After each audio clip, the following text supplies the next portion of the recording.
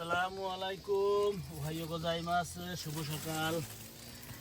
অনেক সাধনার পর তোমার দেখা পেলাম। আমার জীবনের প্রথমেই জাপান লাইফে যতদিন সবজি চাষ করি নিজে, তার মধ্যে প্রথম আপনার কি বলে যেটা আমি সবচেয়ে বেশি পছন্দ করি, ওয়াটারমেলন, তরমুজ, জাপানি সুইকা।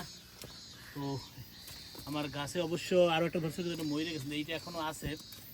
এখন এটা কতটুকু বড় হবে জানি না, কিন্তু লাউ গাছের ভিতরে তো একদম লাউ গাছে ধরে গেছে। দিকে লাউ আছে দুইটা, কই ওই কিছু দুইটা আছে বড়। আজকে নিতে হবে তোমার। একটা, ওইটা তো ছোট, একটা বড়টা বড়। নিয়ে যাবা। যাই হোক, আল্লাহ আশায় আছি তরমুজটা জীবনের প্রথম লাগাই, যেহেতু হয়েছে, খাওয়া যায় কিনা।